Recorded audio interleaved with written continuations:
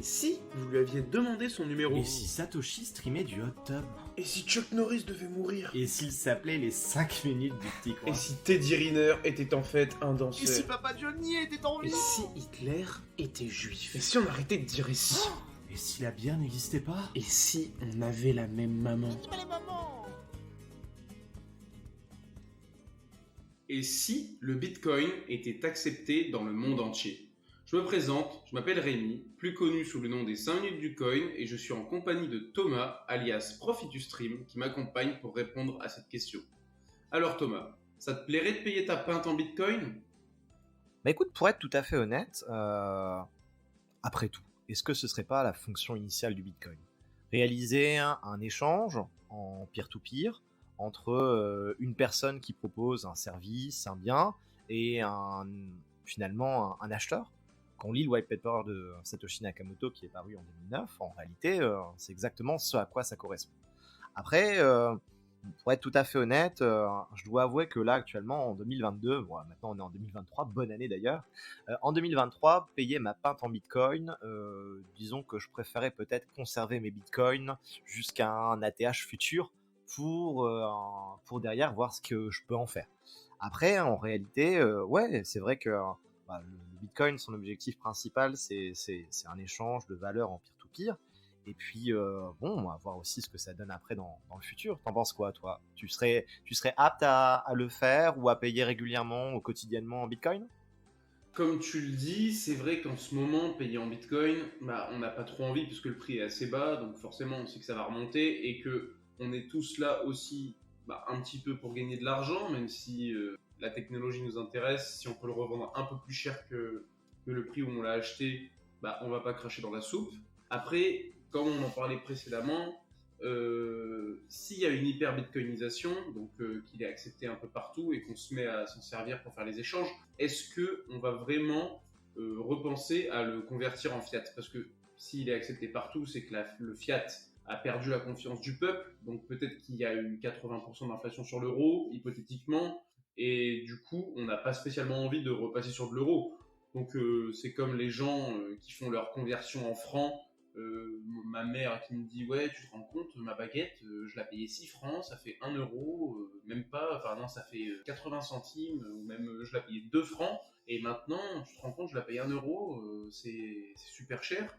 Alors que en fait le franc c'était il y a 20 ans quoi, donc il y a eu de l'inflation depuis. Si on avait conservé le franc, la baguette elle serait pas restée à 3 francs, elle serait peut-être passée à 10 francs, tu vois, donc cet argument-là, il est pas top. Et donc oui, si on passe sur du Bitcoin partout et que le fiat s'est un peu effondré, on a envie de rester en Bitcoin, on n'a même plus envie de le repasser sur du fiat, quelle que soit la valeur, même si le Bitcoin il vaut 1 million d'euros, si avec 1 million d'euros tu peux plus que t'acheter même pas une bicyclette, est-ce que tu as vraiment envie de prendre ton million d'euros, tu vois? Oui, effectivement. Et puis, tu faisais de ce parallèle entre le franc et l'euro que faisaient nos aïeux, et que finalement, en fait, nous, alors je dirais pas la nouvelle génération, mais nous, génération qui a précédé, finalement, en fait, on ne fait absolument plus.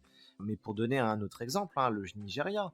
Le Nigeria, sa monnaie, depuis 2014, le prix de sa monnaie a dévalué de 60% depuis 2014, entre 2014 et 2023. Et donc, on va se retrouver, prenez l'exemple de l'euro, alors peut-être que on est un peu trop visionnaire, peut-être. Finalement, on va se retrouver avec des pays, peut-être des pays sous-développés ou des pays qui seront avec des hiérarchies, démocraties ou autres qui ne sont pas instaurées comme elles devraient l'être, avec peut-être de la corruption et tout ce qui s'ensuit, mais finalement des pays où la population va avoir besoin petit à petit d'utiliser une monnaie qui ne sera pas la monnaie de l'État en question.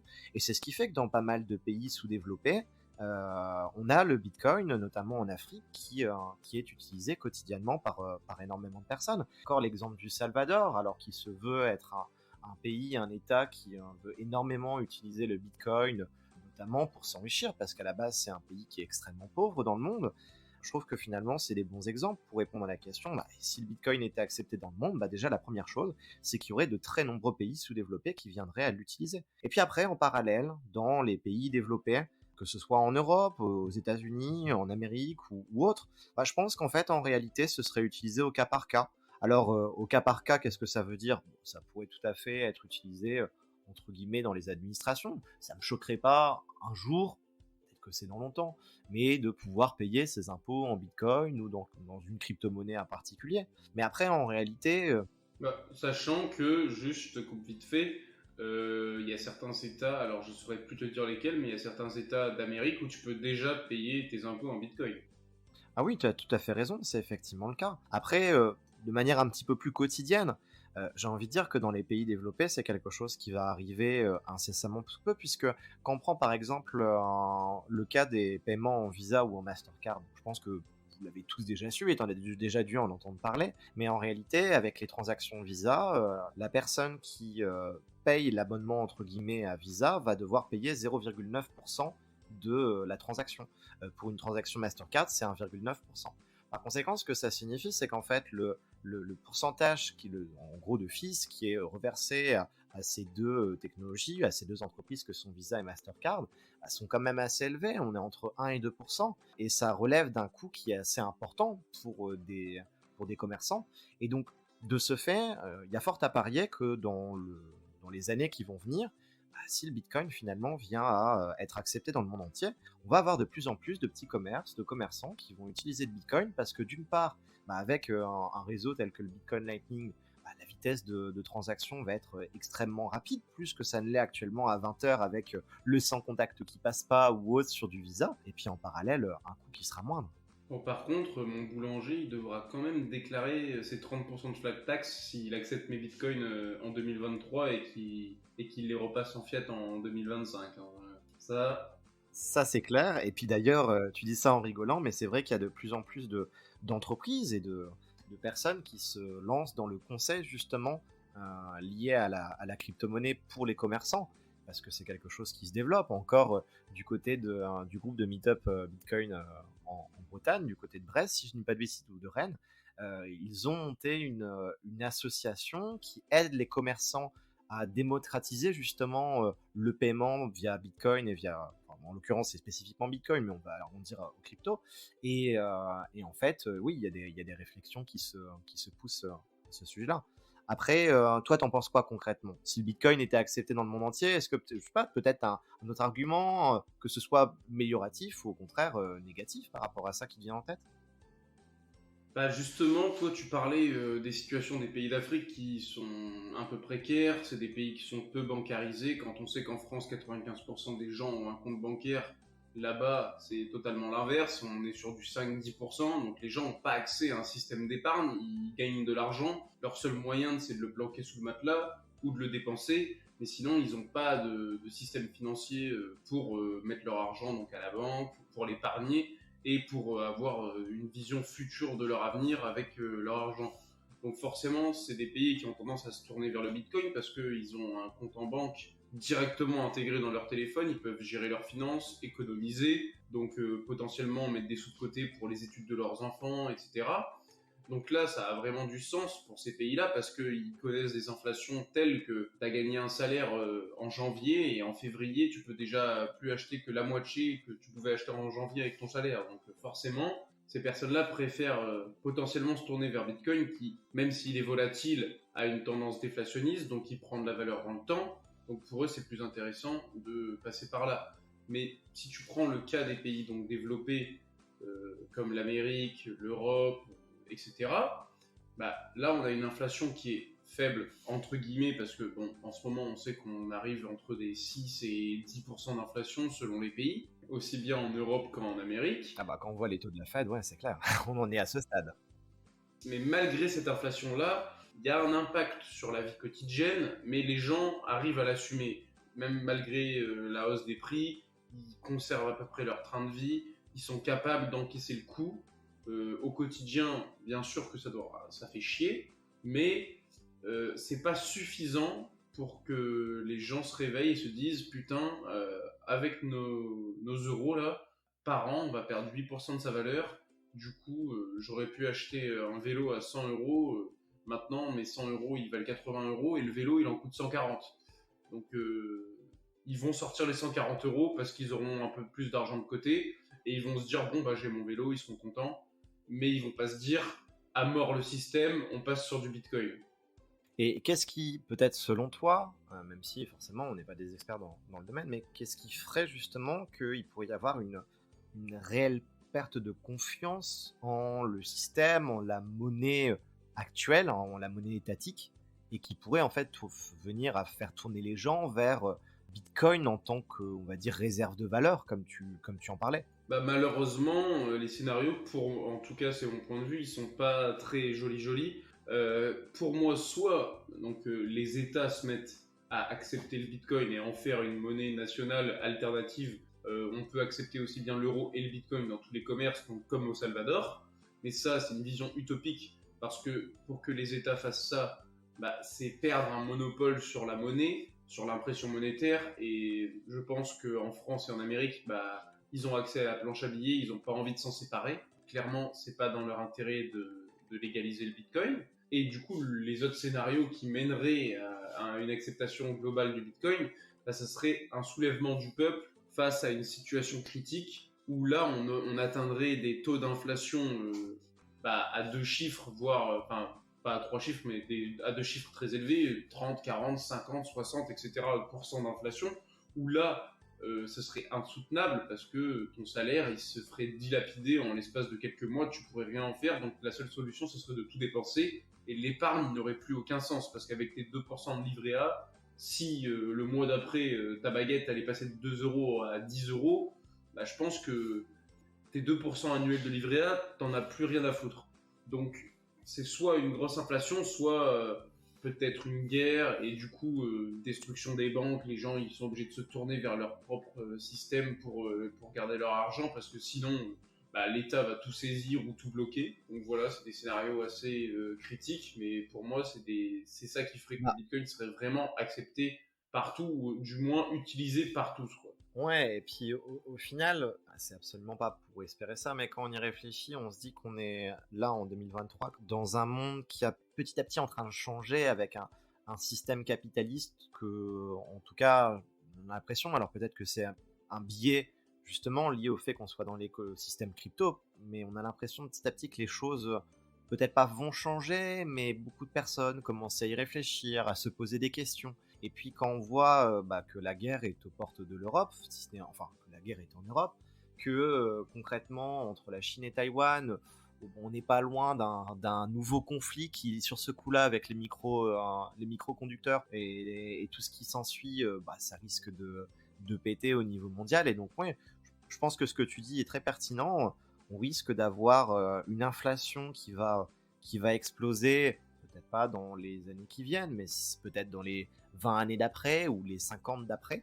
Peut-être qu'on ne sera pas là pour la vivre ou peut-être que oui, mais qui amènerait du coup à une démocratisation du Bitcoin en tant que réserve de valeur. Et je pense que ça, c'est un point qui est important et qui a à soulever. Après, en tant que réserve de valeur, ça voudrait dire que les gens achèteraient du Bitcoin pour derrière, tout simplement ne pas conserver la monnaie étatique, que ce soit l'euro, le dollar, etc. Et par conséquent, en fait, on aurait de plus en plus de particuliers, notamment peut-être des banques qui mettraient en place la possibilité dans des PEA ou des choses comme ça de pouvoir avoir des lignes de crypto ou des lignes de Bitcoin, et puis des entreprises aussi qui viendraient en fait à avoir non pas acheter que de l'or, mais acheter aussi du Bitcoin comme réserve de valeur. Et qu'est-ce que ça pourrait impliquer? Une augmentation significative du prix du Bitcoin? Peut-être le besoin d'avoir des nouvelles décimales, parce qu'au final, à un moment ou à un autre, si le Bitcoin atteint les 1 million d'euros, ce que je ne crois pas, puisque j'en ai parlé dans une vidéo il y a quelques semaines, mais peut-être le besoin de décimales, de nouvelles décimales ou de nouveaux Satoshi, je crois qu'il y a un nom spécifique qu'on donne à ça. Tu verrais peut-être d'autres choses? Non, il n'y aurait pas besoin de nouvelles décimales parce que déjà les Satoshi ça permet de diviser un Bitcoin par 100 millions. C'est déjà énorme. Là actuellement, 15 euros c'est 80 000 Satoshi. Donc, tu vois, c'est déjà très divisible le Bitcoin. Et puis en plus, là, c'est en faisant la balance sur l'euro. Mais imaginons que le Bitcoin supplante tous les systèmes monétaires, enfin toutes les monnaies fiat. Rien n'empêche de fixer le prix plancher d'une baguette à 50 Satoshi en fait. Tu vois. Là, on fait la conversion en euros, du coup, oui, une baguette ça coûte 15 000 Satoshi. On se dit putain, ça fait mais beaucoup. C'est vrai. Mais si ça devient vraiment le truc global, on peut repartir à zéro sur les prix, exactement comme à chaque fois qu'on a changé de monnaie, entre l'ancien franc, le nouveau franc, l'euro, etc. Il y a une redéfinition des prix, en fait, par rapport justement à la divisibilité de la monnaie. Et donc là, le Bitcoin, il est tellement divisible que oui, on pourrait mettre bien plus bas. Et de toute façon, on serait obligé de mettre bas. Parce que vu qu'il n'y a que 21 millions de Bitcoin, si tu commences à mettre une baguette à 100 000 Satoshi, bah, ça va être compliqué niveau distribution, tu vois. Donc, les prix seront forcément bas, je pense, si vraiment ça devient la monnaie mondiale. Peut-être, ouais. Après, forcément, si ça devient alors, monnaie mondiale, on n'en est pas là, évidemment. Déjà, l'acceptation dans le monde entier, ce serait un point très important. Et puis après, en parallèle, ce qu'on pourrait se dire également, c'est qu'il va y avoir un véritable besoin au niveau mondial de réaliser une forme d'éducation autour de ce que c'est le Bitcoin, mais aussi en parallèle autour de ce qu'est la monnaie, en tout cas la monnaie telle qu'on l'a connue actuellement, de tout ce qui est inflation. C'est clair qu'il y aurait besoin d'éduquer les gens par rapport au Bitcoin et même par rapport à leurs finances en général, parce qu'en fait, on est de plus en plus dépendant des banques. Donc, on reçoit notre salaire sur les banques, sur notre compte en banque, et notre argent, on le laisse dessus. À la limite, on le pose sur un livret A, mais on a quelqu'un qui le gère pour nous.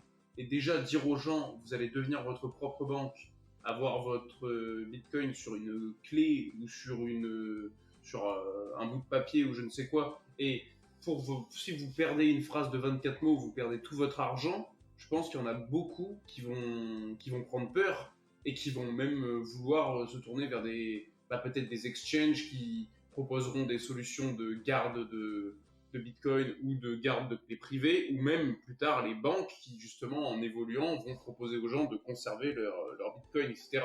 Et si on en vient là, ça sera un peu contre l'idée du Bitcoin, mais pour moi, c'est vers ça que ça va mener, parce que malheureusement, la population, il y en a beaucoup en fait qui s'en foutent de posséder leur argent et de garder leur liberté, on va dire que personne ne sache combien ils ont ou ce qu'ils font de leur argent.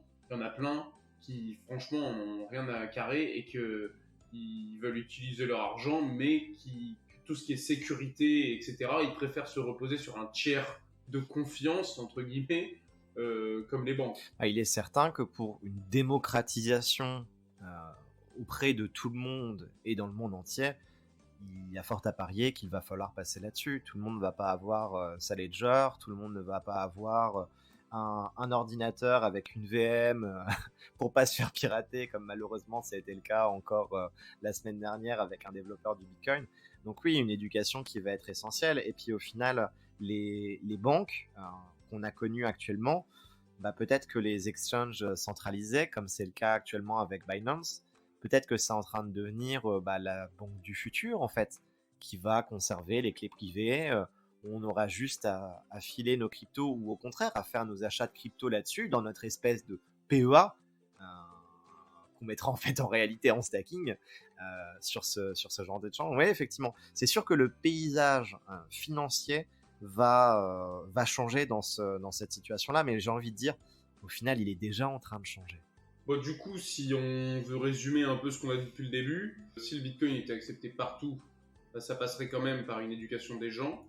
Il faudrait qu'il y ait quand même peut-être un gros mouvement pour que les gens réalisent qu'ils ont besoin de reprendre la possession de leur argent, mais que malheureusement, si l'acceptation se fait générale, les banques et les États vont vouloir leur part du gâteau.